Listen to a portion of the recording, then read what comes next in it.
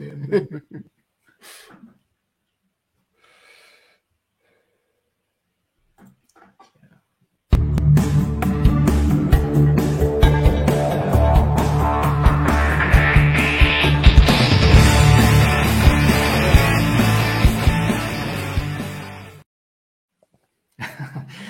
never ceases to amaze me, that intro. Hello, everyone. Hello. Hey, everyone. I was going Hello. to ask, do we have a theme tune? And then it kicked in. I was like, yes, I can get on board with this. Yeah, certainly. Yeah, so we're here on Whiskey Wednesday. It's the third episode. And today we are going to talk about freelancing. And we have like 3 amazing guests that are going to talk about that today. And yeah, I think today is the first episode where Scott and I am probably going to be more listening than talking, because I think you guys have way more experience in that field than both of us, but I can attribute a little bit to it myself. But yeah, so I'm going to introduce all of you quickly. We have Adrian. He is. It's now after midnight where he is in Australia, the kangaroo Australia, not the other Austria. He does design, web development, UI, UX, and he has a YouTube channel that I don't know if, I think it's not linked yet, but I will link it in the description afterwards. We have Rob. He is from the UK. He is an award-winning UI developer and host of a front-end podcast, Coach on Coding Coach. And we have Tom Hurst. He has been freelancing for 11 years, and he's posting amazing things on Twitter every day about freelancing. So if you don't follow him, if you don't follow already, you should follow him. So hey, everybody. Yo. Hello. Good to be here. Hello. Yeah. Yeah. So let's talk freelancing. How does one get started with freelancing? Painfully. No, they just start. That's what I did anyway.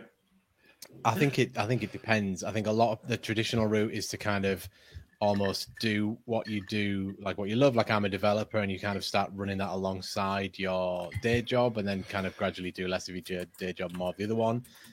You can do a crazy thing like I did when I started, and just stop doing the day job and just go off and do the freelancing with no connections or plan or anything, which I don't recommend in hindsight. But yeah, just get out there and do it. But you've got to start with I think putting yourself out there to people. Yeah, depends how many responsibilities you've got. If you've got no responsibilities, like when I was 22 when I started, I could just start without getting a job. But you know, when you're thinking about making the switch into freelancing, when you're a bit older, you might have a family or kids to pay for, then I think a gradual introduction's a lot better suited. Yep. Yeah, agree. And you can test the market as well. I was really lucky. We'd bought a house in York and then sold it for a lot more than we kind of bought it for. So I had a bit of a cushion. And I chose the time when my wife was pregnant as well. So, you know, no pressure, just to start my own business. But I knew I was good at what I did. And so my approach was, I thought, well, designers aren't usually coders, right? So I reached out to a bunch of local designers and went, I'll tell you what, I've just come on the market as a freelancer. I can build your websites that you design, or vice versa, and got quite a lot of work that way. And then once you get a foot in the door, those freelance designers tend to like to work with the same people because they're familiar and they know what sort of job to do. So I got more work that way. And then eventually I found one that I did a lot of work for. And we ended up teaming up and created Red Media. And we kind of were a small agency doing WordPress websites, and then we were a HubSpot partner, and we got, you know, retainers that way. So it kind of snowballed, but that's what I did. But it was relentless. I had no contracts or anything. It was just get out there and, you know, step out your comfort zone with it. So the one thing I'd want to ask to interject there was how did you find your designers to begin with? Get the yellow pages out. Yeah, kind of. Yeah, the digital version. I just looked at designers that were in the area because it would be nice to, if you're going to work with them, it would be nice to be fairly local so that you can, at least meet up with them if you need to. And a lot of clients do want some kind of face-to-face value. It would be great to get all your work remote and be able to just do that full time. But a lot of people I found, they want to see you. They want to see the actual person so that you're a real thing and not going to rip them off. So I thought, well, if I work with local designers, I'm likely to get more local contacts and business in that way. So I literally just did a Google search and pinged a few emails out. I went to a few smaller companies who you find with smaller companies, smaller agencies, they sometimes have situations where they have a lot more work on than they can kind of handle, but they've took it on for cash flow. So they're quite happy to kind of take someone on a little bit as additional time to kind of run it. So that worked pretty well for me to start with. But yeah, just literally a Google search. Yeah. Okay. I mean, that's kind of how I started as well, but most of my clients have always been remote. So a lot of them I've worked for years for and I've never met, which is kind of different to how you started, Rob. Yeah, but how did you do that? Well, the first one was about an hour's drive away. So I started with that one and I kind of didn't like going in and commuting every day. So I thought I'm going to try and focus more on, remote jobs because as a freelancer, obviously your target market's global, really, I guess, if you can attract the right kind of people. So I focused heavily on my web presence and SEO and things like that, marketing, and just funneling in leads that way. And yeah, that's how it took off for me, really, all through my website. The thing is, well, the time, that really old cliched like 80s saying of time is money is so real. You take it for granted when you've got a day job, because if you spend 10 minutes going for a cup of tea, no one cares. You get paid either way. And I'm not blasé about what I do in my day job, but when you're kind of freelance, if you have to drive somewhere for an hour, you probably won't get paid for that, or you've got to factor it in somehow. So yeah, I suppose exactly. That's quite good. The more clients you can get remote, all power to you. Yeah, I mean, it all, like, you just hit the nail on the head, really, because 2 hours each way every day, that's time that I could be doing work. And I was like, this is just a waste of time, really, for me, and I could be a lot more efficient if I got remote clients. So I just went all in on that, and luckily for me, 11 years later, it's still flowing. So I must have done something right. Cool. Adrian, how did you get started? I think it was a bit different than a lot of people. I already was in a different job. So this meant that usually I had most of my work week already completely full. But I wanted to start swapping careers. I wanted to go into web and apps and stuff like that. So for me, I had no idea where to start off with. So I just went around and started asking my family and extended family. And after that didn't work, I started asking my friends and friends of friends. And somehow after asking a lot, I managed to get one friend who knew someone who was looking for just some really basic work.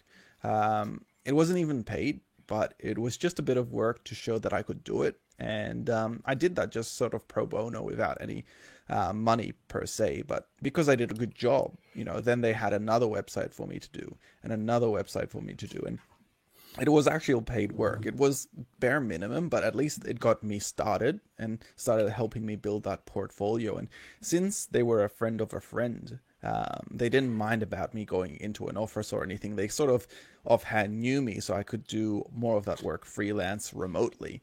And that way I can still work in my day job before I decided to completely swap careers and just work my day job during the day and then do a bit of freelancing at night and start building up that portfolio. But you go on. I know. I was just about to say. So, is there like trust issues with a lot of clients when you have this thing? I think that was going to be what I was going to point to Tom as well. Do you have a lot of clients with trust issues? And I think like what Rob was saying, I'd like to see you make sure you're a real person, so they're not getting scammed. I mean, how do you sort of how do you cater for that? How do you sort of rest their mind on that sort of thing, apart from just showing up in person? Is that it? They're not going to be happy until they see your face and that you're an actual person. I mean, I think It depends. I think it depends on the client. Some people will want to shake your hand and they'll want to put a face to a name, whereas some other people. Well, that's how it was when I started, anyway. But you know, obviously not now in the current circumstances. I just got that one; it just went. But yeah, I mean, then others. It's all about credibility. You build that trust through what you've done before, and if you can prove that you've got, you know, a back record of testimonials, portfolio of work that's similar to what the new client's after, then you can build that trust remotely pretty easily, a lot more easily than what you might think, actually. Okay. And how was that for you, Adrian? Are you, I'm guessing you're not still tied to your friends now, and you've got other clients as well. Yes. For me, it was actually a little bit in reverse. I actually lost trust with the client, funny enough, because for me it was the very first client, and it's hard when you start off in freelancing because sometimes you don't know some of those difficulties. So for me, it was trust that I made with them when I met them in person. But I felt like over time they slowly abused that trust, and we might get into that a bit later. But most of the people that I've worked with, I've met in person. They usually do like to be able to meet in person. It's only after I built my portfolio up and I got, as you said, more credibility, that I have more remote work opportunities. And while I have those, usually I don't take them. I still prefer to do most of my work locally. I feel there's more relationship and more I suppose enjoyment fulfilling that out to someone you actually meet and get to do that work for. No, I can understand that as well. But I mean, from another reason why I decided to branch out remotely really was because the people in my local town wouldn't pay a lot of money for a website. So I found that to be a massive problem. So I'm from like a working class town, which is pretty small in Yorkshire. So not a lot of people had a lot of money. And also someone's brother's, cousin's, uncle's, daughter's dog could make a website for 100 quid. So, you know, where do you stand when you're trying to, you just can't convey the amount of value that you provide over what they'll get anyway. They just think a website's a website. So for me, that was another reason why I started branching out more remotely. I don't know if anyone else has found that. Yeah, that's just Yorkshire, though, isn't it? It's a beautiful place, but it's not known for its kind of make it rain style money showers. Did you get that as well, then, Rob, with the budgets? Yeah, quite a bit. We struggle to kind of push it up, and I think there is that unspoken pressure on you when you start out to do to almost like pimp yourself out for like rock bottom, and it's a difficult thing to get into. With, I'm sure we'll talk about pricing later, but you know, you end up in a race to the bottom because there's always someone who'll do it cheaper, and it's normally my mate Dave, who's a welder, but he happens to do WordPress websites, and you're like, what we found was odd though is that if it's in like micro amounts, people don't mind spending a lot of money. And I don't mean this like we ripped people off, but like, I mean more from people would come to us going, oh yeah, I've had these other two people build me a website and it's like crap. And they might have ultimately paid about $5,000 in total for it. But if you go to them and say, well, I'll build you this all singing, all dancing thing for like, you know, slightly less than that in one go, they're a bit, oh no, that's far too much money. But you're quite happy to waste money getting it wrong with dodgy people who have ripped you off. And that's kind of okay because it's in smaller amounts over a period of time. So, but yeah, I definitely found the same thing. Is Yorkshire is a difficult one to crack, and people always want it cheaper. They want the moon on a stick for 20 pence, and it's hard. Facebook for 100 quid. That's what I always get. People wanting like a social network for like nothing, zero. When I started off freelancing, I always feel like a fraud when I say I'm freelancing because I'm not really feel like a freelancer. When I started off, I was actually in need for money because I lost another job and I was running out of funds. So I asked around in social media if anyone knows someone who needs a web developer. And a friend of a friend of a friend was working in a company in Germany, and they hired me for a very small job, like making their application mobile friendly. It took not much, and they didn't pay that much. But I apparently did a great job because they offered me more and more little tasks, which I didn't know is at the time the company didn't have a lot of money. They were financially on the edge, so they paid me anyways, like the few hundred euros that I got then. And I got more jobs, and they invited me to go to Germany, etc. And then I got hired there as an employee, and I worked there for a year and a half. And it wasn't for me anymore suddenly, because I felt I couldn't grow enough professionally anymore. There was I plateaued in that, and so I decided to take time off. Like I quit the job, and I learned new things like Vue.js and Node.js and Sass and all the things that I didn't know before. And I was still working for them on a like some hours per month basis to solve some bugs, because I still had a lot of knowledge of the application. But yeah, then when I learned all that Node.js and Vue.js, all the cool stuff, I built something that looked or that was almost like what they needed. And I knew they were going to rebuild the application. So I just presented it to them, and I asked them, hey, is this something you guys were interested in? And they were like, what? You copied our our knowledge in here. And yeah, after they settled down, they were like, oh yeah, this is actually pretty cool, because it was with the WebSockets. It was a chat application, basically, with many little blows and whistles and video chat, co-browsing, etc. And this was WebSocket instead of polling, and like they were like, oh, this is cool. Yeah, we pay you for this, and we pay you to generate more features for this. So what I do now, freelancing, is I work for mostly this huge client, developing more features and training their developers, which feels more like an employee than being a freelancer. But either way, I work on my terms instead of the company's terms, because I get the hours I want to. I put in the hours that I wanted to.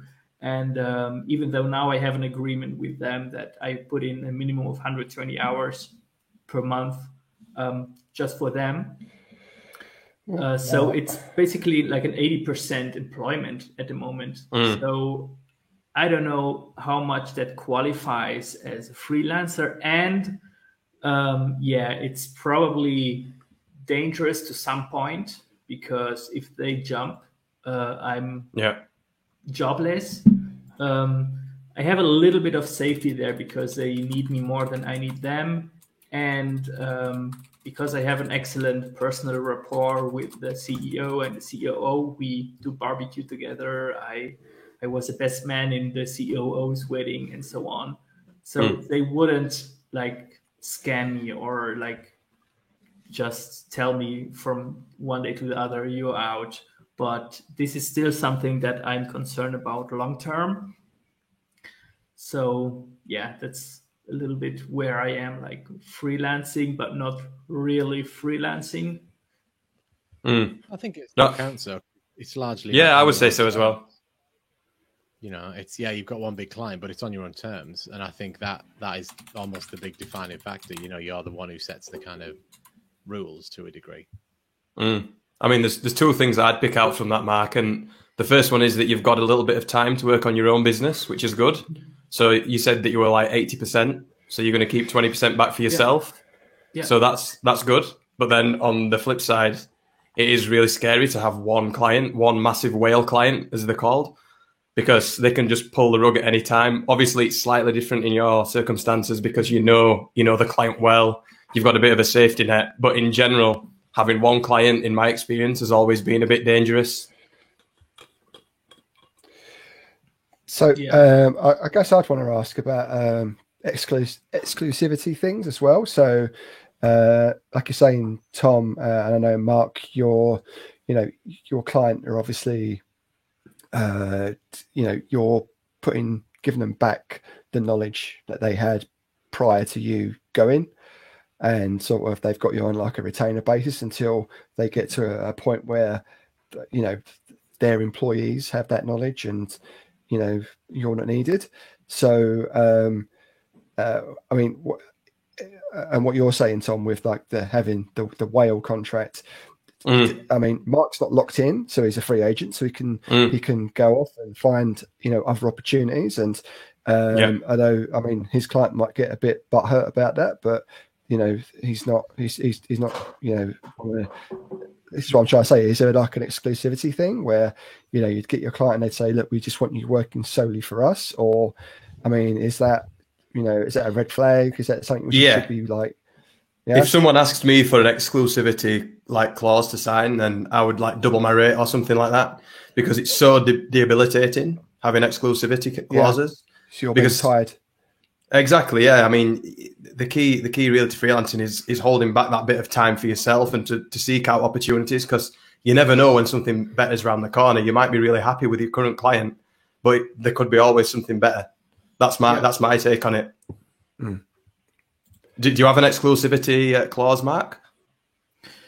Well, I don't have any clause because I don't have a contract per se. Like, it's more like a word of how is it called? Like more a spoken agreement than a written agreement, which worked fine for like 1.5 years now. I don't want to rattle that cage, but it's like I get paid on time, and I have my freedoms. I think I'm pretty lucky to have these clients because like I get paid way more than I would be if I would be employed.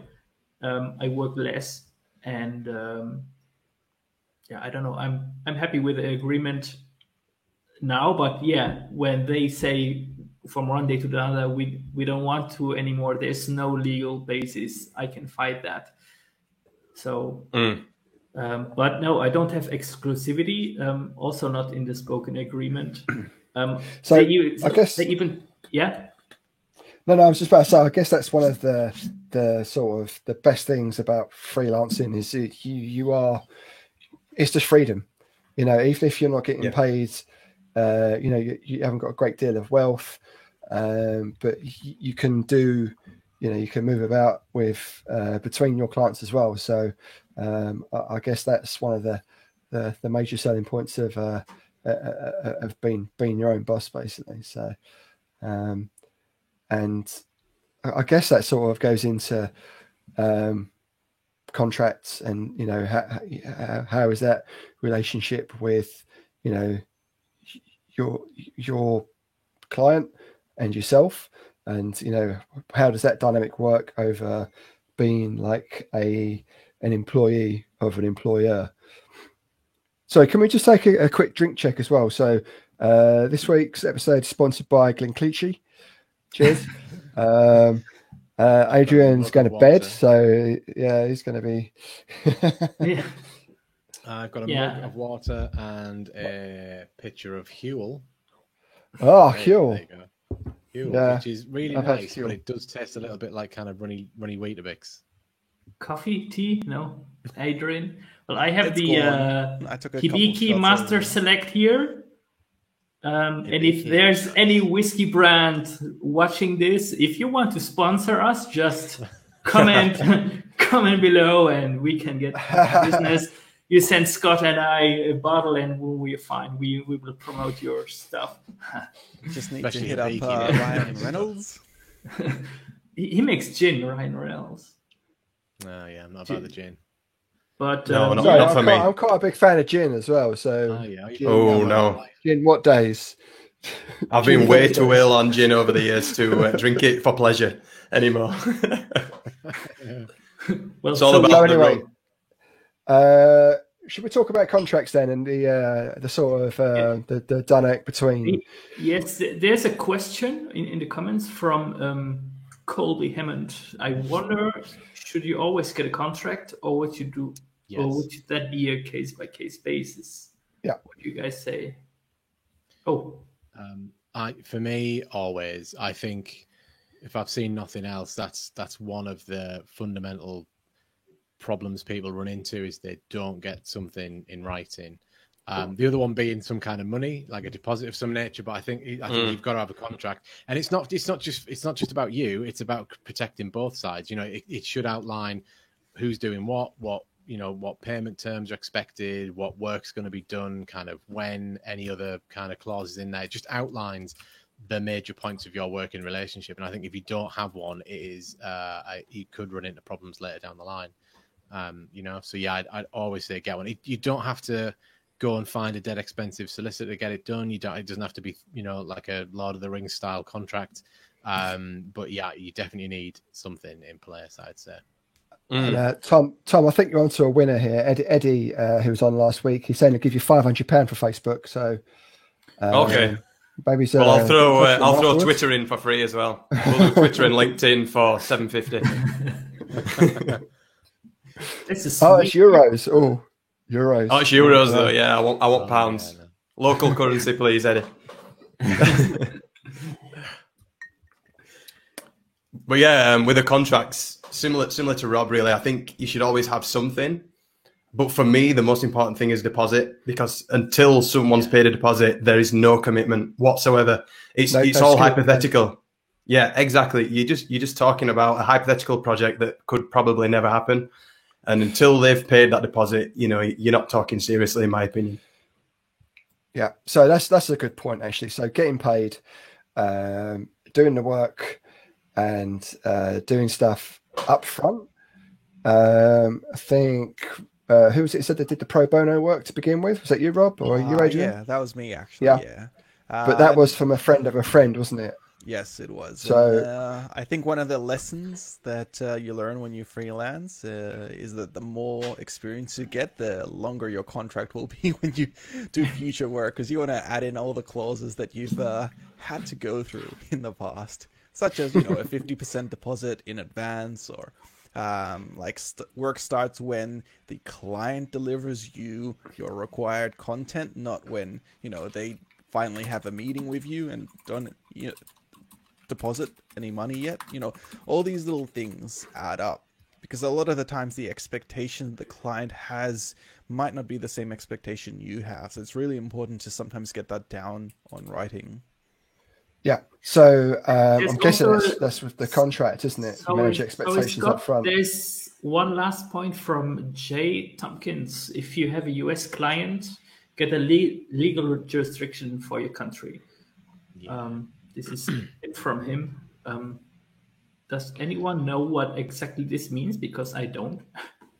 I think he probably means we were quite fortunate. All our clients were UK based, but I think if you have international clients, you may have to amend your contract to kind of include that country's peculiarities, if there are any, especially with US stuff. I imagine it's a lot more aggressive, because we're catching up to them, but they're a lot more legally sort of legal litigious. Litigious. Yeah. What a word. Lovely. What a word. Litigious. Yeah, that's it. But it just means they'll sue you for any reason, doesn't it? It just means they will, if there's one thing in the contract which isn't being adhered to, then it's like, we've got a free website out this guy, let's sue him, sort of thing. So it's the insurance culture as well. Yeah. So obviously insurance is really important as well. So that's probably a good thing to talk about. Public liability and professional indemnity and stuff like that. That's something that freelancers often forget. And, you could well be sued for giving a bad piece of advice, which people don't think that'll ever happen to them, but it can. Yeah. When I was contracting, I was that was pushed for me, and I was just at a big firm, big insurance firm. And I didn't think I needed it at the time. And then after I realized what the work I was doing, where it was going into and where it was being used for, and that I could be held accountable for some of the stuff that was happening with that, then I was worried. But that was a long time ago. That was when I was like a business analyst, and now I'm a web developer. And I think for me, freelancing's a bit of a way off still, maybe, which is also a good question. I guess is when, when is it safe to freelance? Not safe, but I guess you would say, when is the time to start doing it? Tom, you were saying that you were doing it from a very early age. Same with you, Adrian. So when would when do you think that is the time to start doing that sort of thing? I mean, for me, it just completely depends on your circumstances. So like what we talked about earlier, like if you've got people who are dependent on you, you've got a lot of financial outgoings and things like that, then you need to, take a step back and consider it like a lot more deeply than if you've got zero responsibilities. So I don't know your specific situation at the minute, but. Well, for me, I'm just asking for people in general. Okay. Times are unprecedented times, aren't they? So I'm guessing there's a lot of people who are in a certain situation where they might have been unfortunately made redundant and are looking for either that next role. But I'm guessing a lot of companies now aren't really looking for that sort of thing. They want something which is they can just bring in temporary work to do a small task rather than have someone on like permanently. And now might be a good time to be doing that. So just for people who are perhaps in that situation or they're just fed up with where they are at the moment, it's like I was gonna say, when actually, that's a good point. When I just started out doing some freelancing and testing the waters and slowly building up clients, I still was working that full-time job in my previous career, and it was in IT, and I was made redundant. I lost my job. My wife just when I decided the worst. That's the time. Good. That was the time for me. I saw that full on. It was a big sign there from the universe or whatever it was. But obviously, because I had already started putting those ducks in a row to begin freelancing, it was a no-brainer for me to go straight into that. But I think if anything, if that's something that you want to do, I'd say do it in advance of leaving your job. Or progress it so that you already have those things there if you do decide to go all the way in for freelancing. Yeah, I agree. Yep. So what's the checklist? Give us a checklist. Come on, number one, build an audience of people that will that might want to buy your services while you're in your job. That's my number one. Yeah. My number one is network and talk to people. Build genuine connections rather than just networking for networking's sake. That's something that irks me more than anything. Like the Chamber of Commerce kind of stuff. Like to me, it's just a waste of time. Like I know that some people do get success from it, but sometimes it's just networking for networking's sake. You've got no value. Did you? and what did you think about it? Well, after I was made redundant, I had different feelings, but while I was there, it was really good to meet people. Everyone goes to Chamber of Commerce's, and there's a lot of meetings there. So nowadays, I still have our salespeople in my business still go to those. They're really good resources. But it's not. I guess really it depends on the local versus remote kind of thing. Like for me, like Twitter or Instagram or LinkedIn is like the global Chamber of Commerce. So why would I not go on that? That's the way that I always looked at it.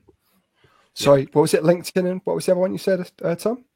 Instagram, Twitter, everything, all the different social medias, YouTube, anything. If you can put your ideas out there and prove that you've got that level of credibility and you know your stuff, people will get interested in your services. It's just how it is. Do you use Instagram? Not for me personally. Not for me personally as a dev, no. A lot of my networking has been done on LinkedIn and Twitter, really. Same. I find Instagram, web dev Instagram, like a strange place of just people with like... Look at my setup every single morning. Yeah.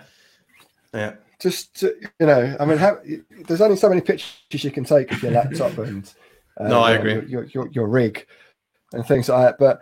But I hear it's like a very busy place and you get a lot of, work through it. But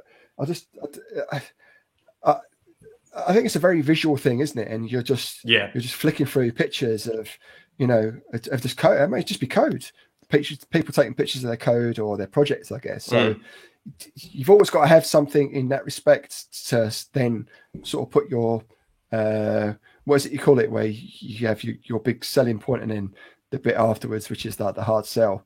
Because like with websites where you always get like a ton of copy, like literally 6 pages of copy for like a book. Check out Mark's book, by the way. And then you'd have like 6 pages of copy and what you'll get, and then at the bottom you've got your sell. You can't really do that in Instagram. So I don't want to focus too much on it. It's just that there's something which I'm a bit confused by. I think it's more of a designer's selling tool. Sorry, Rob. Right. Yeah. No, it's all right. We used to say that to our clients is, they'd come along because they'd heard or they'd seen somewhere that like, oh, we've got to be on Instagram. And it's like, but you're a really heavily corporate solicitor. What are you going to do on there? I mean, I'm not in Instagram. I don't have that interest in my life that I could find photos many times a day. It'd just be pictures of this, pretty much. Another picture of my shoes in the background. No, and people just want to be on there. And it's like, you've got to find a platform that's for you. If you can be on 10 social media platforms, great.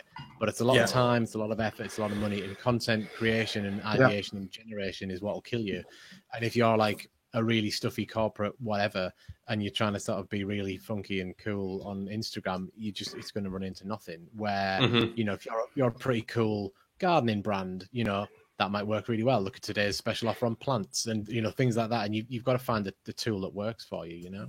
Yeah, depends on your services completely. Yeah. I think growing a social media account is a ton of hard work. Like I've been growing my Twitter account for the last 6 months intensively, and it's like a full-time job. Like you're in the morning you're checking stuff, in the afternoon you're checking stuff, in the evening you're checking stuff, and that's just one network. I completely neglected LinkedIn, for example. I see that Danny Thompson is in the comments, so he's probably listening, and he will slap me if he hears that my LinkedIn is not up to date and that I almost spent no time there.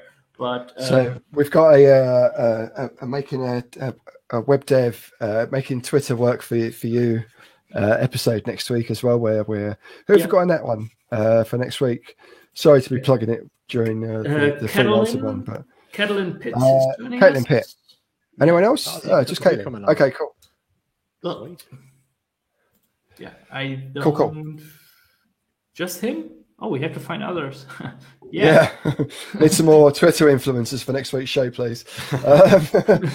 Like Catlin, though, he's come out of, because he's one of those kind of stories that like it's one of those not overnight but overnight success stories. He went from not being on Twitter to now he's got like tens of thousands. So he's quite a good success story. Especially as he's like, I don't mean just a junior. That sounds really awful. I don't mean like that. But do you know what I mean? He's like quite new to dev. Relatively, and I think just through sharing his journey, he's gone from I'm big fan of Catlin. That's where the value is, though. That's what people want to hear. They want to hear that that progression and that story. And I like following him too. Yeah, like motivational stuff as well. Danny is like Danny writes, "You Catlin, you hate that guy." He's not serious, I think. You can't hit anyone with a mustache that good, though, really, can you? It's got quite a fancy mustache. So, I have to. What? Hey, Danny. I mean, he was telling people to try and follow me on YouTube yesterday. So, and actually, at the time, Danny, when you were saying unfollow Scott, I was actually cooking pineapple pizza. So did you just get that vibe? Pineapple on my pizza. So. The thing is, everyone says though, oh yeah, pineapple on pizza, it's fine, it's completely normal. But you went, I'll chop an apple up and put that on there. They'd be like, what are you doing, you madman? But so some fruits okay. No, it's not. Can't have pineapple on a pizza. That's it. just break the rules. Yeah, pineapple, right. I don't care. I'm already cancelled, so I don't have problems to admit that I eat pineapple pizza. So, okay, so let's get back on track rather than rambling about Twitter. So I talked about getting paid. I know Tom and Rob, you all said get 50% up front. Right, let's talk about getting paid, but red flags up until, getting paid. So you ask for 50% up front. So obviously the client's got skin in the game then. They're obviously in it for the long run. So you want that commitment up front. But could you go over some, awkwardness in, stuff where we were talking about people being a bit,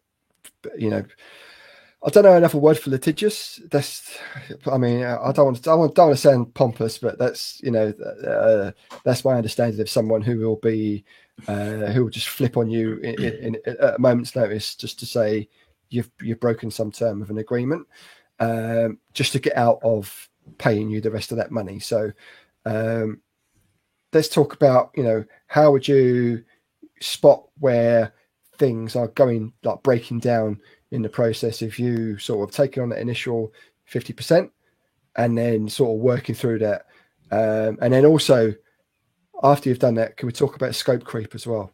And another thing, those sort of clients, can we just talk about those? Because I think everyone here and everyone watching as well knows these people where you deliver something and say, oh, that's not what I asked for. But that's what's in the contract, or that's what's in the statement of work. But it's like, no, I actually wanted to do this. So if you could go over some of those situations and how to navigate them, that'd be good. I'll tell you what we did, and it kind of covers all of those points. Is we discovered early on that asking for like a lot of money up front, like even 50%, if you're doing like a $3 or $4 grand website project, for most kind of small businesses, that's quite a lot to ask. Out of the straight out of the gate. So what we used to do is we'd take like a smaller deposit and then we'd put them on like a direct debit monthly retainer thing. So it would just sort of come out, we'd spread the cost over like 12 months, right? And then what that took care of problems with kind of getting content and things off them, because this money's coming out every month by automatic magic bank. And so that was quite a good motivator to be like, oh no, this 200 quid's come out of my account. Crap, I'd better get them something over so they can get the website built. And we used to break a lot of things down up front. We'd be quite heavy on the research phase with them about, look, what exactly do you want? What don't you want? And we'd break that all down. And we used to use Quote Roller. I think that doesn't exist anymore. I think it's been merged into PandaDoc. But basically, we'd have this big proposal outline that included the contract at the back. And it also included a bunch of, these are things you absolutely need and that you definitely are going to have. And this is the price. These are the extra bits that we've talked about that you can or can't include, whether you want to or not. You might not want social media integration. Brilliant. We'll take that out and we'll have it as an option. So straight away they could see up front where the money was, and that helped as a bit of a kind of trust convincer as well. Because they're being quite upfront about what we don't need and things. And that helped weed out a lot of red flags up front, because the client could see exactly what we were and weren't building. It allowed us to stay on track with it. And then with kind of monthly direct debits and stuff, that took care of any kind of payment hassles of chasing invoices. And we didn't have to have that thing where like, oh, we haven't paid the last 2 invoices. We're going to have to stop working for you and things. So that helped. Yeah, I think that's a really good way of looking at it, because you've got that commitment, that ongoing commitment, so that like, when content's due, there's actually that urgency to get it across to you, because it's a blocker otherwise, and then they're just paying money for nothing. So I appreciate that side of it, but I think for me, it depends on the type of client that you're working with. Like most of the stuff that I do now, I'll ask for 100% up front, because then if they want to try and negotiate, I'll say, oh, well, I'll do 50-50. So I've negotiated on the terms rather than the price, and they feel like they've had a bit of something off me. But it just depends on who you're working with. If you're working with, smaller website projects for like £2,000, £3,000, £4,000, then I think Rob's way of doing things is really cool. But if you're working on like bigger projects like 10, 20, the money doesn't really matter that much to these people, and you need to get that commitment. They often have more money than what they have time. Yeah. So, getting that money off them, is the signal of intent. It's the commitment, and it's almost the contract. If you've got a proposal to go along with it and you've got that scope fixed, obviously that's super important as well. So, Adrian, we're all coming from, Tom, Rob, and I were all UK based, but I'm sure Tom's had some overseas clients as well. Yeah. You being based in Australia, I mean, what's your split of clients like, and how has it been dealing with those and getting paid in that respect with regards to what Tom said as well? So here in Australia, most people are pretty laid back in terms of the actual work. What they'll usually say is that they want to get you in for a bit of work. And they're pretty okay with the payment per se. I've had a couple of good ones, I've had a couple of bad ones. And to give you an example of some red flags for the bad ones, since, you know, this is what we're looking out for, it's where they maybe pay you up front, but they keep extending out the scope, which is nice, but they don't want to pay you for that extra bit of work. It's really important to have like your terms and conditions written up really well when you begin. Maybe, you know, one major change and a couple of small changes are included in the price. Whereas other companies, they'll be really good with you non-stop. But when it comes to paying you at the end, then I've had to chase them up for an entire year, every single week, to tell them, you know, their bill is overdue. And in the end, I think, you know, they did pay it, but there were no signs at all, you know, because a lot of the people here, you know, they're real companies and you didn't see them. Whereas for me now, I feel like that 50% up front and 50% on delivery is a really good system for me anyway, with really good terms and conditions of what the expectations are for what changes are that. I've found that has covered me for most bad situations now. Yeah, you've got to have that fixed scope. If you're going to give a fixed price project and guarantee completion of that, you've got to have a fixed scope. Because then if they start saying this should have included, this isn't quite right, then you can say, well, it's written in black and white here that it's not. Yeah, exactly. Yeah. I think another good red flag to watch for is people who've had a lot of, who'll come to you and suddenly just out of nowhere spill out all the bad experience they've had with previous kind of freelancers and things like this. Normally it's because of them, not the other freelancers, because a lot of people don't understand, and this is part of your role as well, they don't understand what goes into a website or a marketing campaign. They just think that it magically sort of happens, and they don't understand the commitment on their part. You know, if you want me to build a website about, well, we had one like rock aggregates and stuff. I know nothing about aggregates at all, other than that's a brick and that's not a brick. And so it's I'm relying on your expertise to provide me with some sort of content or copy or something, or, you know. And they'll come to you and it'll be, oh yeah, we had a nightmare with this other freelancer and they just like took ages to do something, and you kind of think, was that because you didn't get them things on time or didn't, you know, kind of have that communication with them? So I think I've definitely had anyone that. who, yeah, tell us about and about it's that. been funny because that's the client that paid me straight away because they had lots of money, but in the end they didn't even put the website up live. I delivered it, you know, all hand packaged. They paid me and they still couldn't manage to just put it up online. So it's interesting. You get some weird clients over the years, don't you? Yeah, definitely. So It's really strange. But I think these, go on. No, carry on, Adrian. Sorry. Yeah, I think these days, like after a lot of experience, when we go through these things, you get to pick up on those signs really well. And I think that's the only way to be able to do that, like going into those meetings, asking those probing questions and digging down deep to be able to tell what type of client they are. And you're almost interviewing them. And then you can adjust the price accordingly to make sure that you compensate for those changes.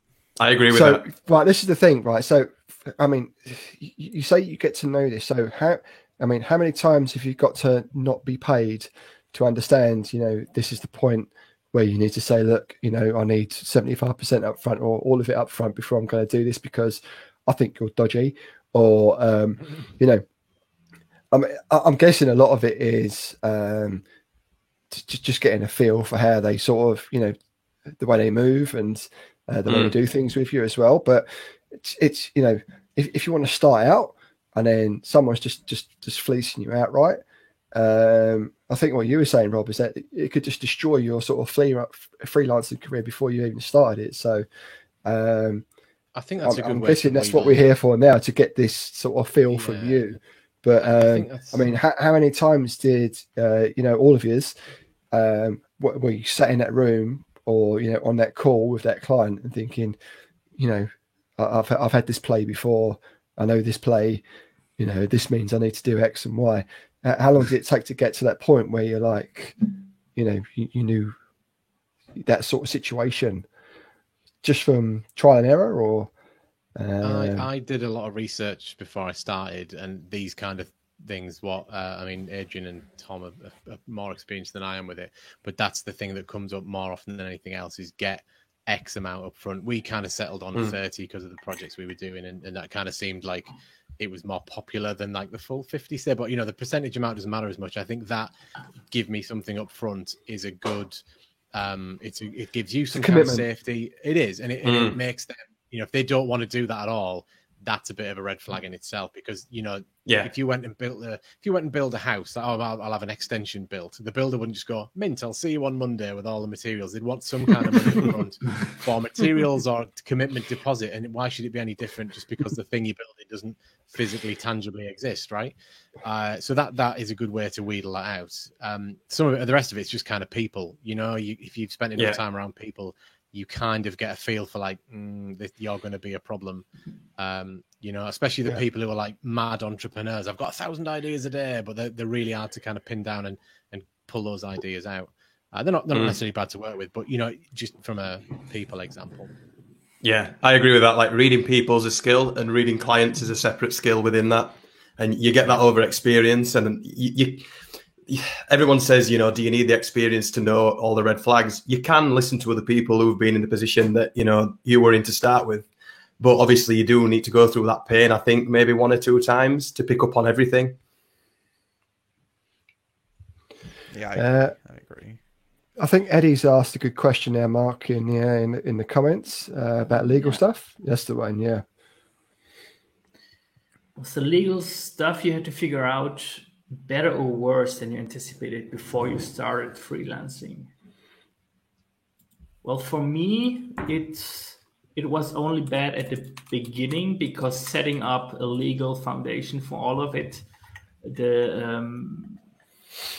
you need your tax ID, your VAT ID. It's called your VAT ID. You need your authorization of business and a couple of more things, insurance, as you said before. But after that, it was pretty much not that much legal stuff anymore. How about you guys? For me, the most important thing is to set aside the tax that we have to pay here in Australia. It can be up to 30%, but in terms of the legal stuff, like, the only other thing I've had was when I was previously freelancing. It's making sure that if you're working a full-time job, your contract allows for the work you do. If you're building stuff that they don't magically own it, I think that's a scary thing in itself. Oh yeah. So I guess this follows on to what Jay's asking here in the comments, and it's something which I fell foul of as well when I was contracting. To get a good accountant. So I just went with some big firm, and they just said, "I'll just do X, Y, and Z," and then the X, Y, and Z turned out to be the whole alphabet, and it was basically I was giving them money, and I was doing everything myself. So I couldn't really see how the relationship was working in that respect. So I was contracting for nearly 2 years, and one of the main the most stressful thing for me in that whole time was just tax and making sure the government got their money from me, because you don't want the government chasing you. At the time, I think I was with this accountant for nearly 12 months, and they just didn't do anything for me. And I found it really baffling that I had to do all this paperwork myself, and I was giving these guys, like, I don't know, I think it was like £200 a month to do this for me. And then I found another accountant who said, I'll do it all for you, £800 flat rate for the whole year. And she just took care of everything. And then all that stress just went. And then anything tax related just went to her. Anything money related just went to her. And she just took care of it. And she was great. Debbie Pierce Accounting. If are you an affiliate? I'm not an affiliate at all, but she saved me a lot of grey hairs, and just find a good accountant. So I think that's what Jay's saying is, you could be in. Let's rather than listen to me waffle on. Let's hear from Tom and Rob and Adrian about accountants, and it's like what you said. It's about getting a good accountant, not just any accountant. Yeah. So, we've got good and bad freelancers. There's good and bad accountants, and it's about knowing what they'll do for you and what they won't. Luckily for me, my dad's an accountant, so I get everything done free of charge. But nice. he's always not just the services, but obviously the advice as well. Growing up, so I've always had that business mentality. Set the tax aside. Know the most efficient ways to do tax and things like that. So I kind of grew up with it. And that's kind of got me into, reading more about the business of freelancing, and all the tweets that I do now is kind of centered around that. Yeah, and I skipped that step that you did where I didn't go to a big firm. I just had someone that I knew that was an accountant. So they just took care of everything. I never had to worry about anything. I just send them my books and my receipts and everything, and they take care of it. But the experience you went through sounds like, if someone asked me to build a website and I said, "Here's Wix, now pay me," and you build it yourself, that's weird.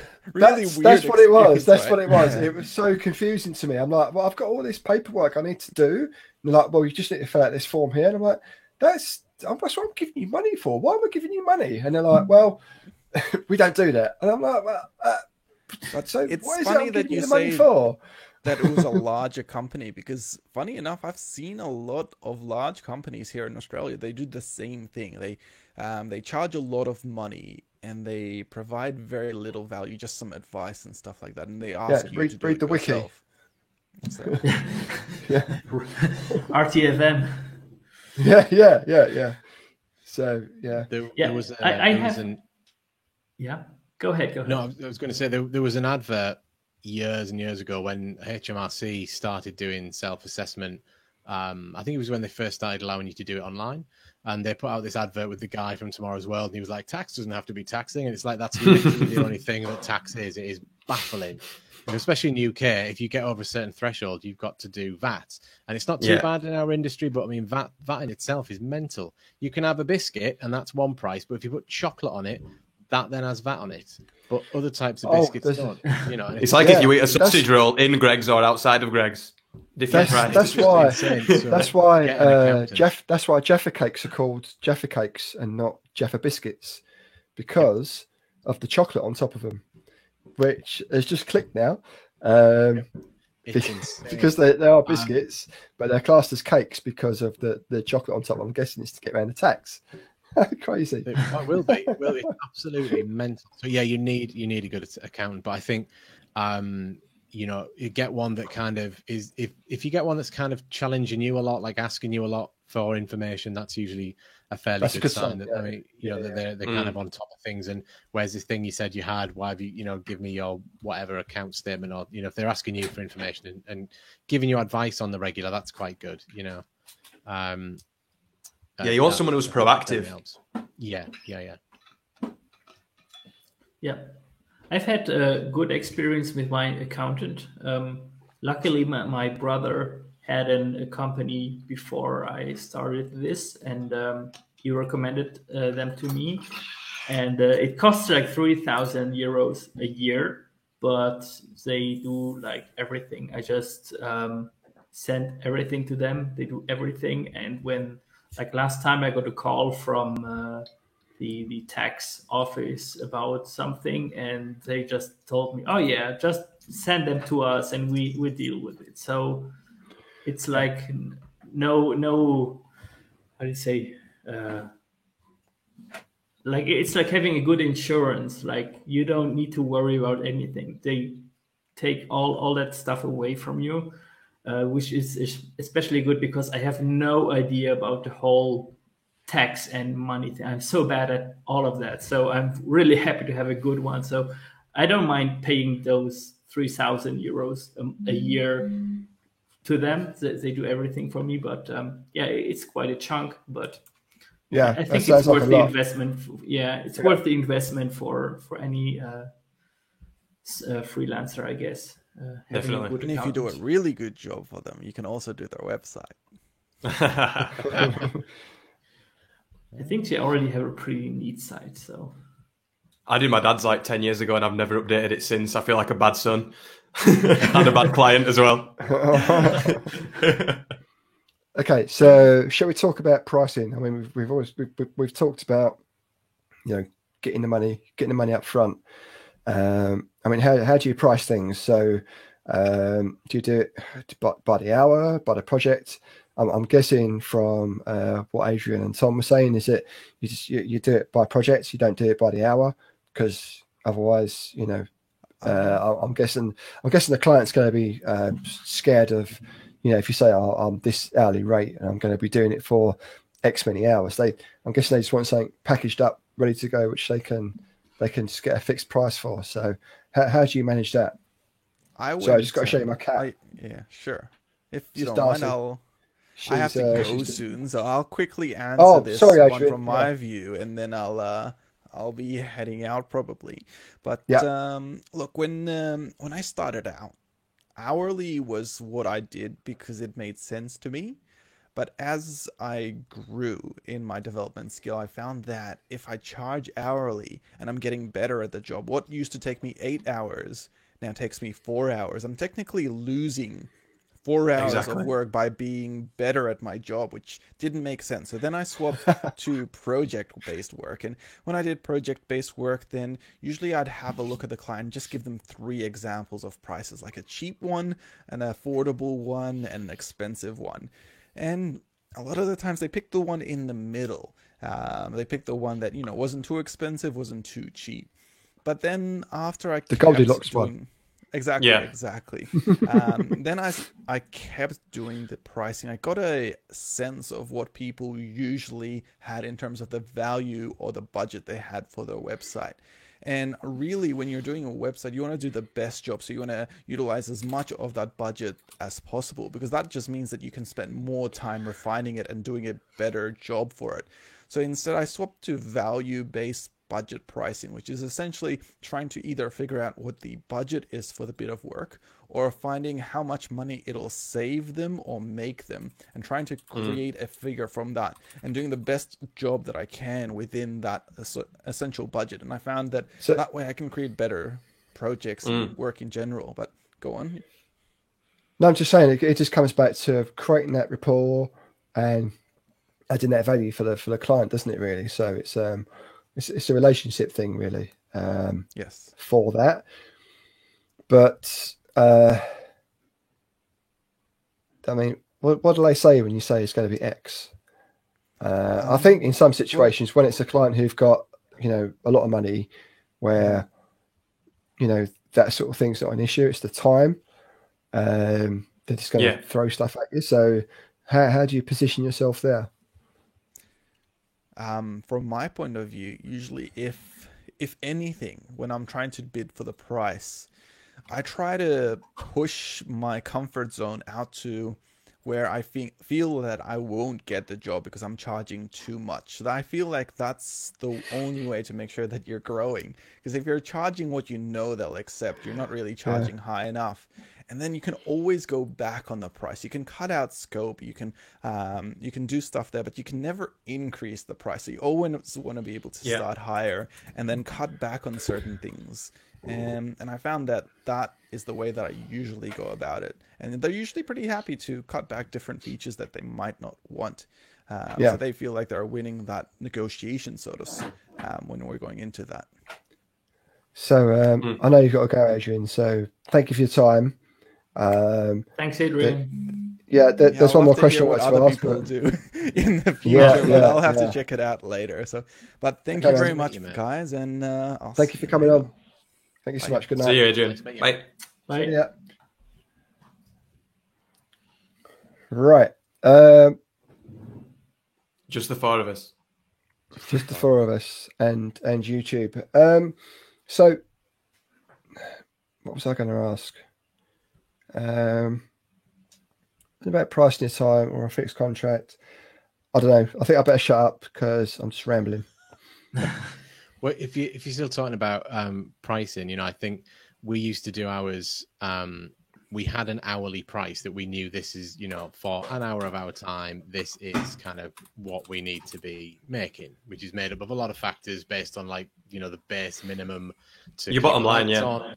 Yeah, and then Yeah. the bit extra, just, you know, for the having a business that you want to make.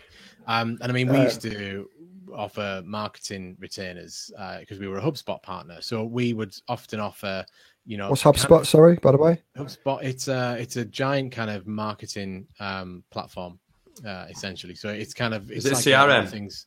Yeah, it's primarily like a kind of CRM, blogging platform, and SEO and content driven marketing platform all wrapped up into one. So we used to offer the services built on top of that. So we would have kind of various tiered levels of monthly retainer that would be, right, for this price you'll get X amount of blog posts and a bit of content marketing, like a key featured piece, whether it's like a white paper or a other kind of download of some nature. And we would kind of be able to fairly accurately estimate that will take us X hours per month, and then that is the kind of the price based off there. So it was, and that monthly retainer pricing worked well for us, you know, and there was less kind of chance for scope creep, but the client knew what they were getting. We knew it was like a fixed bag of hours, which helped with planning and things. But I think other than that, you'd have to do it project by project because they just vary so differently a lot of the time. Scope creep just kills any, for me. I mean, I'm not a freelancer. I don't do freelance projects, but I know on every other project I've done, scope creep just kills any sort of enthusiasm anyone would have for the project, because you do this one thing, you put a lot of time into it, and you deliver that thing, and it's like, that's not the thing. That's not it. Yeah. What are you doing? And you're like, man, please. So this is for freelance as well as for just dev in general, is we get a good rapport with your client stakeholder, understand what it is they want, always make sure you talk through what it is you're going to do, and then, you know, get a sign off to say, look, this is the thing that's going to happen after I've done this work. And I've always found now, if you do stuff iteratively and you just show them like a bag of crap, and they go, what's this? And we go, it's what you asked for, but it doesn't look nice. This does the functionality. And they're like, oh, okay. And then once you give them like this, I won't say MVP, but like the sort of bare minimum, they can get an idea of what goes into how that thing is made. So I guess that's another thing around sort of pricing projects as well. But I don't want to go into that now. What I want to sort of ask about is pitching. So we've all talked about the sort of red flags, getting paid, when to do it, but there's other people doing it. So, you know, it's not just you. No one's going to go, oh, hey, Tom, you're the only person I know who can do web dev. Can you do this for me, please? You know, there's Rob, there's Scott, there's Mark, you know. Yeah, it's about having differentiators. What, you know, Yes. what highlights your individual value over someone else's, because at the end of the day, a website is essentially a website. So obviously, like what I did early on was niche into WordPress, and obviously that WordPress has grown so much in the last 11 years. So it's not the niche that it was. It's massive now, obviously, and there's loads of people doing it. But my differentiator was always soft skills, and, you know, like being able to talk to people and work out problems and do things that way, and just come across as like really personable and communicative. And that really helped me to stand out in the early days. I've always found from looking at a statement of work or a spec that you don't really get a great deal from that. And this is going back to my sort of business analyst days, where I would actually sit down and say, what do you want to get out of this? What is the thing ultimately you want to do? Yeah. Rather than business outcomes. That's what you need to know. Yeah. So that's an important focus as well. It's just like, what's the outcome, rather than hand wavy stuff. Which I think that's why we were quite successful, is that we, similar to Tom, we were just very honest with people. I think our just approach with people was the differentiator. We were just nice chaps being nice. We'd give them a lot of advice for free. We wouldn't be like, oh, I built you this WordPress site for free, but we'd offer to, we'd give them a lot of advice up front for absolutely nothing. And that wasn't a clever ploy. It's just, no, I'll tell you. Reciprocity. Yeah, exactly. I'll give you some advice if I think it's right. If I think something else isn't for you, I'll give you a range of options, so you don't have to pay hundreds of thousands if you want. You can do this. You're not going to get as much, but maybe this will work for you. You can build on it if it does work for you. I think that honesty and kind of genuine interest in helping that client always works really well. I think it's one of the keys of being a freelancer. You need to be able to communicate well. It's even more important for a freelancer than for a developer in general. And you need to communicate your ideas. You need to understand what the other person wants and what they need, which might be two different things. And you need to be able to communicate that you think that what they need is something else, or at least mention something. So I think that's what a lot of people fail to understand when they see freelancing as, oh, I'll go freelancing, I'll make more money than what I would if I had a job. But what you have to realize is that everything that you need to do, all the hats you need to wear as a freelancer, all that work gets done for you in your job. You don't have to make sales, you don't have to talk to clients. You get some layer of protection in a job. In a freelance world, every single thing is on you. And I think that's what a lot of people get shocked by when they first go into freelancing. Yeah. It's the same thing with the accountant thing, isn't it, really, where all that stuff's taken care of you by your employer. They do all that. They've got a whole HR department for that sort of thing. And, that was one of the things which just hit me. I was like, wow, if I don't do this, I'm going to be in trouble. So, but for me, I didn't have to pitch for the work. I didn't have to find the clients. So that's, it's like a hustle. It's like a big hustle all the time, I guess, Tom, is what you're saying, isn't it? It's a different ball game. You can't just be good at your core skill, and you're not going to get as much time to work on your core skill either. You've got to be equally as good at marketing your services, dealing with people, communicating, everything. It's just a different ball game completely.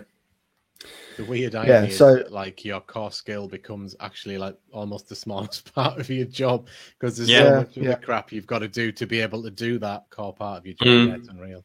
Yeah. And someone asked me the other day, they said, what percentage split do you think it is between being good at your job and being a good marketer?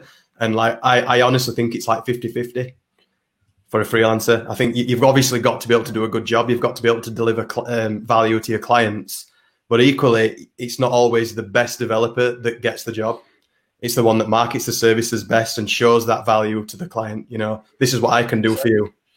So USP, that key differentiator. So, Tom, I see your tweets all the time on Twitter, and they are. I do a lot. But everyone loves a list. Everyone loves a list on Twitter and do this, don't do that sort of thing. That is, people just gobble it up. They love that sort of thing. So, what is it you? I don't mean to be in an arrogant or ignorant, rude way, but what is your? Because I just see your tweets. I don't really know what you do. So, is it WordPress? Is it do you have a CMS farm where you just dish out stuff for your clients that way, or how do you operate?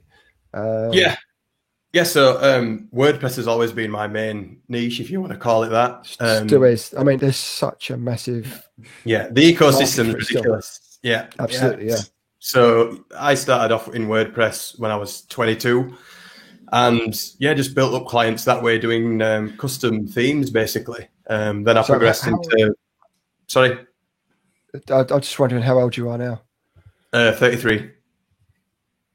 So yeah, That's good. I'm getting old. 11 years. Yeah, I've got a few more grey hairs now, but gonna get them cut out every couple of weeks.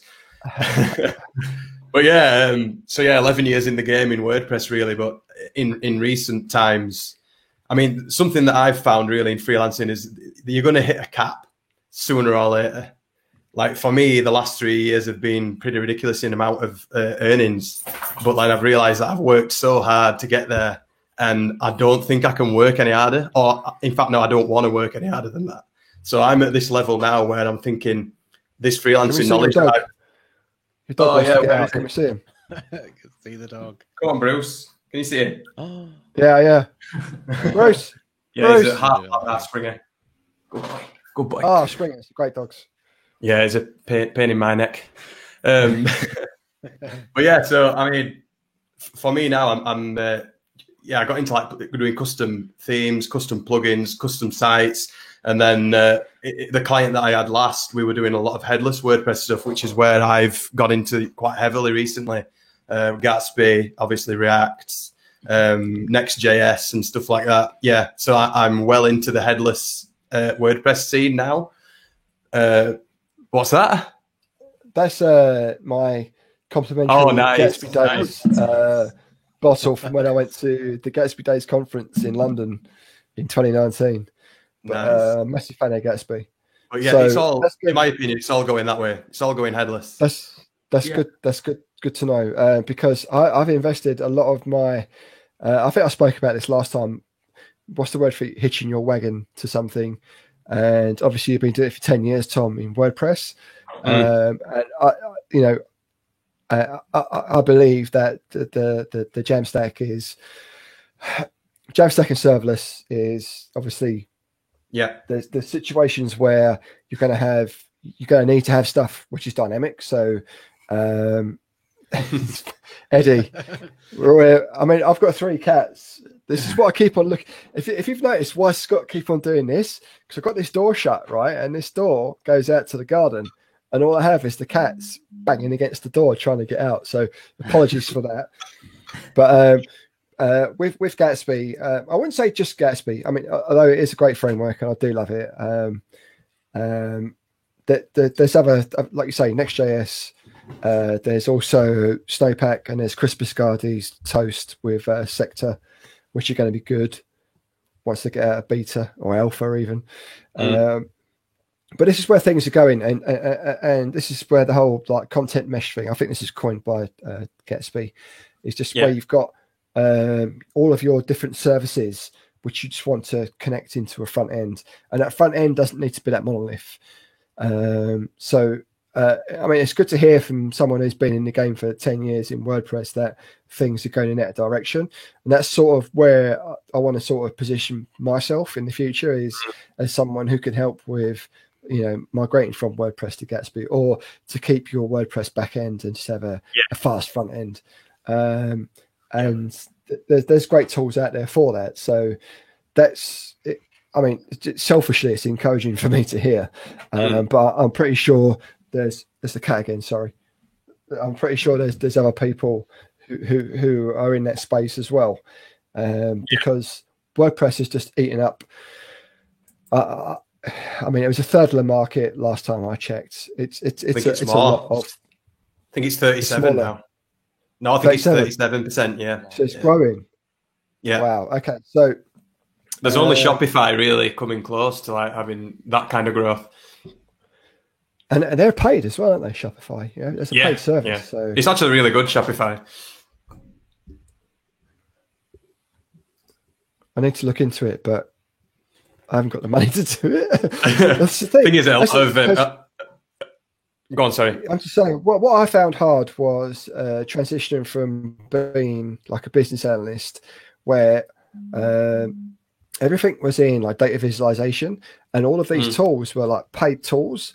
And at the time, I was very much focused on just getting stuff from a database and displaying it to a user. So I was doing the job of like Tableau and all these sort of data visualization tools. and then eventually this whole market of Tableau people just turned up and overtook what I was doing, and sort of my job at the time became irrelevant. That's why I'm a web developer now. But it's just this. At the time, I didn't have the money to get into that sort of thing, so I couldn't educate myself on it. I'm guessing that's the thing with. I mean, if you're self-employed and your livelihood matters on it, then I'm guessing you could expense it as a business expense to do that sort of thing. But for someone who is just like, at their end of their sort of usefulness in a current position, they know they're going to be sort of outed eventually. It's a hard thing to do. So I don't think it's always the best thing to say this is paid up front. I mean, I think with Shopify you get 14 days to use it, but that's I think this goes back to the reciprocity thing with a lot of places now. Vercel, those guys, if you have a personal account, everything's free. Netlify, I think you get like a cert 300 build minutes a month, and that's a lot, I guess. You could just you could build a business off of that sort of thing, but when it gets to like Shopify and these sort of like higher tiered services, you need to fork out that initial bit of cash, and a lot of people can't do that. Where this goes. You can have a dev store actually. Situation. You can run a dev store, in Shopify, and then you only start paying when you turn it live. So that's how, if I've developed a Shopify site for the client before, then they can preview it in the dev on their self-hosted platform, and then when it's ready, you can make it live and start paying for it. So you can do it, but theme development's pretty tricky on Shopify. It's not because it's a self-hosted platform. You can't use your own tools and stuff like that. You have to use their frameworks and stuff. So it's not something I've gone into massively, but it is a pretty cool platform and it's growing massively. It's something like, if someone said to me, should I niche into it? I'd be like, yeah, because there's always people looking for Shopify devs. Yeah, it is massive. That's what I understand. It is massive. So, and it's got a really good Gatsby integration as well, isn't it? So, I think so you could do anything. We're going a bit too much into this, but it's. I think this is a good one to talk about. Is e-commerce with the Jamstack, but not for this show because I'm selfishly going down this route. So sorry, but I'm just selfishly thinking about myself and where I'm going to be going in the next 3 years. So apologies for that. What else have we got? So we've got pricing. We've done that. Red flags. We've done that. Accountants, great, good accountants. Getting paid, contracts, and getting started. Anything else we need to? There's another question from Eddie, like a couple of, 20 minutes ago. Sorry, Eddie, that's me. Yeah. Let's say you bill on the project basis, but the project then turns out to be a lot more work than expected. What would you do? Renegotiate? No, never ask for more money. It leaves a terrible taste. You should have done the research at the beginning. That's my take on that one. If you give a price that you've not researched properly, then that's on you, and you just have to suck that up and take it. That is a great principle, and it's integrity, Well, yeah. But so, how much time do you spend researching? I mean, I don't want to sound sort of blasé about your situation, Tom, but obviously you're very experienced with what you do. So I'm guessing you have a very good feel for that sort of thing. But I think what Eddie's saying is if there's something unexpected which comes out of that, but you just swallow it up, what if that thing takes up a lot more time? How much time do you spend up front? If it's like something where you just think, I've done that before, but it was a bit fiddly. So do you spend like a great more deal of time sort of we haven't spoke about, we talked about pitching, but we haven't actually spoke about statement of works and sort of listing out what you're going to do in a contract, which I guess that falls into, right? Yeah. I mean, a lot of stuff you'll get a feel for how long it's going to take you because you'll have done it a million times before. But then what you need to find out is, the specifics. So if this client's got, I don't know, a combination of plugins, say on a WordPress site that, have got conflicts or stuff like that, that's a very specific issue to that Custom site. fields. Yeah. Or, it's not something that you can just say, this is going to cost $1,000 or whatever. You need to do the prior research and cover yourself basically. But then So does due diligence take up a lot more time, before you start the work? So let's think about it. If you need to get paid, yeah, I mean, I'm guessing you've got other stuff rambling on in the background, but you want to get sort of cracking with this. You don't rush it. You don't rush it. It's basically what you're saying, isn't it? It's just due diligence. Make sure you know exactly what you're doing. Yeah. I've always found personally that I always quote a really large number, and a lot of people just go, and they're always delighted if it comes in before. But then, I mean, it goes back to what you were saying earlier: is you just swallow it, and that can take up a lot more time. And they're like, "Well, you said it'd take this long, but it doesn't." So it depends what you want to do, though. Like, if you've not got much time to do that due diligence, then just give a stupidly high number because you're probably going to cover yourself anyway. But if you have got the time to do it and you do really want to get the work, then do the due diligence and then, price it more accurately. But sometimes you've got to be careful as well because you could end up doing so much discovery and proposal work and then you present that to them for free and you've just given them all the ideas anyway. So in them instances, you need a pre-project really, and that's what I always try and aim for. If there's a lot of research that needs to be done on really specific problems, then I always shoot for a pre-project. This is another thing as well. It's discovery. It's giving them your MVP, and they go, "Oh, actually, we're not going to go with you anymore." And then, 6 months later, you see your project, which exactly either in-house. So, how do you protect against that? Which should have been? I mean, what sort of question is that? That's what's it called? Intellectual IP sort of issue. That's a legal thing again, isn't it? Yeah. So, but obviously, if you give information in a proposal that's really specific, you're probably not going to be able to enforce if they've copied it or not, because another expert might just give the same advice anyway or really similar. So while it kind of is stinging, the best way to protect yourself really is to get a paid pre-project. So you are delivering this MVP or this solution, this technical solution for a price. So then if they then want to get quotes off other developers using that, they can do. It's up to them. And you're not bothered because you got paid for it. So I guess it's about getting the upfront payment to begin with, isn't it, really? And then if they do take it after that, then that's fine because, you've already been paid for that initial part. Exactly, yeah. And sometimes people don't want to spend the time scoping. They want someone else to do it for them who's got more of a technical head. So they actually can't give you the scope that you want. So then in them instances as well, I shoot for a pre-project. I say, look, I'll spec all this out for you for this price. And then it just gives a lot, reduces risk a lot as well. It helps with scope creep too. I mean, if you can present them one way or another, if you can present them and yourself with a list of this is all the stuff you want done, is this correct? Yes or no? And then after that, if they come along and go, oh, actually, there's this giant other thing that we didn't mention, you're like, well, it's not in the brief, and that's fine. We can work with that, but this what you're paying for now is X, Y, and Z. If you want ABC, that's another thing. Which as well goes to help.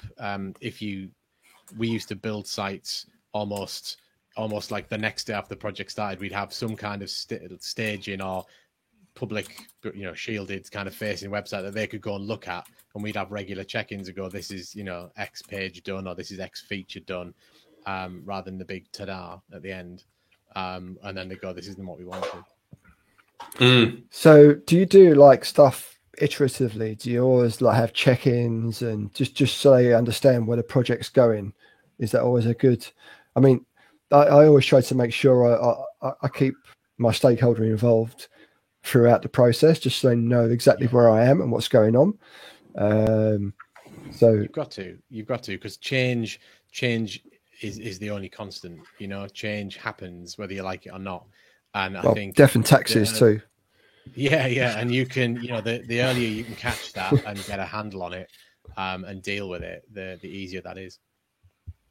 So yeah, regular check-ins and communication and an iterative process is definitely the way to go. Yeah, a staging site solves a lot of problems because they've got a central URL that they can just drop on and just see exactly where you are most of the time, unless you're doing back-end stuff. But then you can communicate that as well. But that's the key, isn't it, really? If you're doing an iterative project, communication, progress check-in, just to build that confidence and that level of trust. And then after a while, they'll probably just leave you to it anyway. So, I mean, how do you come up with like a whole, I mean, do you do stuff agile? Do you just say, look, we're going to do this first and then progress on to that afterwards? Or do you have to come up with a whole like business plan at the outset? So what I'm asking, I think it was what I was going back to earlier, like how much time do you invest in just giving a good estimate? How much time do you actually have to spend sitting down and thinking, this is how long I'm going to spend doing this part here? Because centering divs is hard. Come on. Not with Flex. No, I'm joking, but there are certain things where you just get hung up on like a certain. I've come to this mentality now. You just ship stuff, iterate, and just work on it afterwards. But there's always that one unknown, or there's always that one bit where it's like, why the fuck is this taking so long? I'm just trying to put something over here, not just for starting, but like for any part of a project where it takes up more time than you would sort of perceive it would usually do. So, I mean, in my experience, estimates are never, ever, ever accurate, which is why I think they're a waste of time. It's why, like, when people ask me to provide an estimate, I'll say, well, I'll not provide you an estimate, but I'll give you a proposal, and the proposal will be the price that I'll deliver the work for, and that just cuts a lot of that problem out. Yeah, but so you're worried about the unknowns, aren't you? The unknowns that I've not. It's not just the unknowns, but you say I'm going to deliver it for this, and you give like a price. Yeah. But then when you say you're iterating on stuff, and if stuff's outside of that, you go, well, that's not in the statement of work we're doing at the moment. So we're just going to phase to it, or well, you could do it in a different way. You could sell fixed price sprints. So you could say my 2-week sprint price is $5,000, and you could do it that way. And then you could say, look, we'll work iteratively over this next 2 weeks. You might do 4 hours one day, 10 hours the next day. You've still got your autonomy. Yeah, but you're still working to a fixed price, but you're working on an iterative basis. So you get the best of both worlds. So I mean, it loops back round to the pricing thing, and there's no real one-size-fits-all solution. You've got to look at the project, know about all the different methodologies, and then apply the right one. I have another question for myself, or also for the audience. Is there a reason that someone should not do freelancing? Yeah, that's a good question. Yeah, like what I've said about 2 or 3 times. Like, if you've got a lot of financial dependence and stuff like that, and you've not got an audience already to buy off you, then that's probably not a good time just to jump ship into freelancing. The thing is, as well, it's an alternative choice for work. It's not. I think sometimes people are sold on this idea that you're going to suddenly be the boss and call all the shots and work for like 3 hours a day for $200,000, like from the beach. From the beach, and you actually work harder, and it's arguably more satisfying because you're working on behalf of yourself. But I think you've got. Are you that sort of person who's comfortable with that level of risk involved? And there's apps. I don't freelance now, and I'm talking about freelancing because I did it for about 5 or 6 years. I don't know. I have a normal day job, and it's quite stress-free because I have my normal day job, and then when I go away, like Tom said, all the other crap is taken care of by HR and by salespeople. I don't have to finish work and then go, crap, what am I doing tomorrow? I haven't got a sale, or what am I going to do next month when this project's finished? So are you the sort of person that, do you, if you've got a problem working for someone else, you just want to be in charge? Yeah, then it might be for you. But I think it does not, there's no shame in either avenue. It's just an alternate option for work. I agree with that. Yeah. So, Tom, are you like a solo show? You do it all yourself, or you've got a team of other people you work with who, you've all got your strengths and you all work to things, your strengths? Or is it just you? No, I mean, nine times out of 10, it's me and the dog, and Bruce. But yeah, I've got, obviously, from doing it a long time, you build up quite a big connection base. So, one of my best friends is a designer. So if we get a full project in, that I'll project manage it and dev it, and then I'll outsource to him and design it. But yeah, most of the time it's just me, because most of the clients that I work with just want, a WordPress expert or a React developer or something. So most of the time it's just myself. Can we talk about those 3 bottles on your shelf in the background there? We can. So I'm not a whiskey drinker, unfortunately. So this is just a selection of just a few rums that I've got. So we've got rum is awesome, and we've got the Mount Gay. I like spiced rum. Yeah, I like spiced. I like the dark rum better though, but these are all spiced. Dead Man's Finger spiced. Yes, that stuff's awesome. I got a bottle of that. It's nice, that one. And then this one was quite an expensive one, and I bought it purely because of the bottle. This is what I want to say. Yeah, the bottle. It's absolutely crazy, this bottle. But this was like Darth Maul from Star Wars, is it? No, it's like it's like a devil or something. But yeah, it's like this is a black spiced rum, Fallen Angel, but it was like 50 quid a bottle, so I thought it better be good. This. So yeah, it's all about the rum for me, not the whiskey, I'm afraid. So, what? This is the thing. I'm not a whiskey drinker. Well, I am now. It's called Whiskey Wednesday then. I'm quite. There's certain ones I find and I quite like, and I sent you the tweet the other day, Mark. Didn't I? What started it all off was just me posting a picture of this nice whiskey I found, and I've never been a fan of it before. So maybe you just haven't found the right whiskey, Tom. Have you tried enough? I mean, I've got one. I've got one downstairs that my wife's dad bought me, and I tried it neat, and I tried it with a bit of ice, and I just can't get on with it. Just can't get on with it. Called, Tom? It was a Scottish one from Speyside. It was decent, but I can't remember the name. But yeah, it was a decent bottle, but it's just not for me. Yeah, Speyside whiskies are like, how do you call it when it scratches in your throat? And throaty burning, yeah. It just tasted like drinking water, basically. Yeah, that's why I don't like whiskey. You should try Japanese whiskey ones when you get a shot. Like that's the one Hibiki one. Yeah, here is Hibiki Master Select. Yeah. A good friend of mine loves the Japanese ones, and he swears by this one here, Tom. Try that one. It's called. Yeah. Before I try it, basically about 2 years ago, someone introduced me to this, and I was like, I don't drink whiskey. And I just try it seriously. And I was like, and I had like a tiny sip, and I was like, oh my god. 20 minutes later, I'm buying everyone a round of it. It's like so. It's send me the link. Yeah, I will do. Yeah. It's good stuff. So I think we've covered all the topics. Anything else you want to go over, guys? Mark? I just want to point out Tom did a tweet about 2 days ago that was like a giant thread of freelancing stuff. Oh yeah, have a look at that. That was epic. Go and have a look. That's like this whole couple of hours short. It's summarized in a nutshell. It's amazing. So go and have a look at that. Yeah, can you put it in the chat? Description to the thread or the link to the thread. It's covers like almost all of these show. So only thing it was missing was a picture of that dog, but still,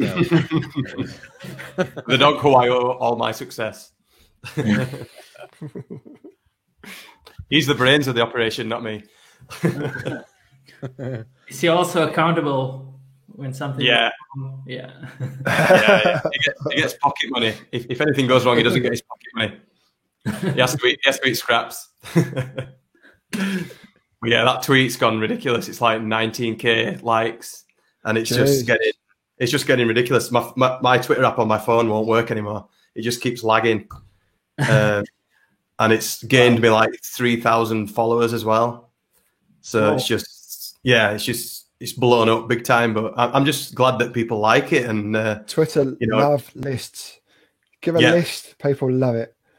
Twitter love or threads. Well, they want to Yeah. keep people on the site. They don't want to link out to your article on your website. They want to keep you in a thread. Yeah. So that's why I've been doing them. Yeah, I think who's the Dutch guy who's on for fitness in a couple of weeks? He was saying that as well. You get punished Ref. for adding links. Ref, Yeah, Ref. yeah. Yeah, Ref Rassenberg. Rattenberg, yeah. Yeah, he's done some good stuff with that. So I'm guessing we'll find out from Caitlin next week about Twitter. I'm going to say he knows a lot about Twitter. Yeah. Okay, so sorry for dominating all your time earlier, Tom. Just asking all my selfish questions about how my future is going to be. No worries. No problem. There are a lot of. I mean, I've used Gatsby in production for a lot of sites, and I don't see a great deal of traction with it. So it's good to see that it's coming from the WordPress side as well, which is what I'm trying to sort of position myself around. I mean, I'd prefer like a modern CMS, but you have to work with what clients have got a lot of the time, and no one wants to move away from WordPress once you've got all your content in there. People like WordPress. That's what I've found. People really like WordPress, and as much as us as developers might, it might piss us off sometimes. It really is the platform for the user. So you've just got, like you said, just got to roll with it. Go where the money is. Yeah, good advice. Can't argue with that. All right, cool. So we're at the 2-hour mark now, I think. It's been a long one. We are ready to shut it off.